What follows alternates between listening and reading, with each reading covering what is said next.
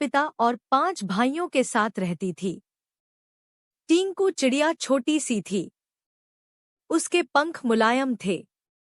उसकी माँ ने उसे घंटाघर की ताल पर चहकना सिखाया था। घंटाघर के पास ही एक घर था जिसमें पक्षियों से प्यार करने वाली एक महिला रहती थी। वह टिंकू चिड़िया और उसके परिवार के लिए रोज रोटी का टुकड़ा डालती थी। एक दिन वह बीमार पड़ गई और उसकी मौत हो गई।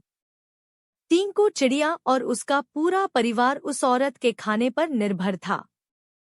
अब उनके पास खाने के लिए कुछ नहीं था और न ही वो अपने लिए खान जुटाने के लिए कुछ करते हैं। एक दिन भूख से बेहाल होने पर टिंकू चिड़िया के पिता ने कीड़ों का शिकार करने का फैसला किया। काफी मेहनत करने के बाद उन्हें 3 कीड़े मिले जो परिवार के लिए काफी नहीं थे। वे 8 लोग थे, इसलिए उन्होंने टिंकू और उसके 2 छोटे भाइयों को खिलाने के लिए कीड़े साइड में रख दिए। इधर खाने की तलाश में भटक रही टिंकू, उसके भाई और उसकी माँ ने एक घर की खिड़की में चोंच मारी ताकि कुछ मिल जाए, लेकिन कुछ नहीं मिला। उल्टा घर के मालिक ने उन पर राख फेंक दी, जिससे तीनों भूरे रंग के हो गए।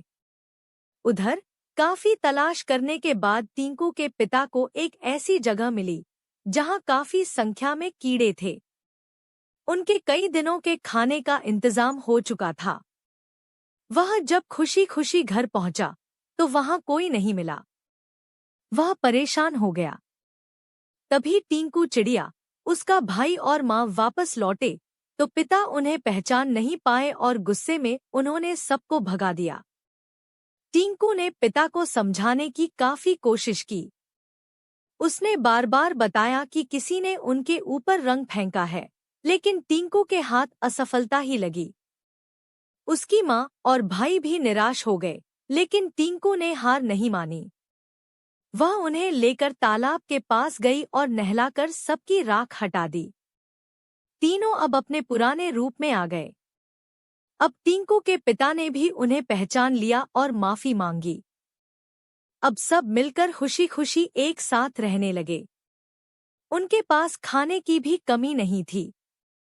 कहानी से सीख: कभी भी किसी पर पूरी तरह निर्भर नहीं रहना चाहिए।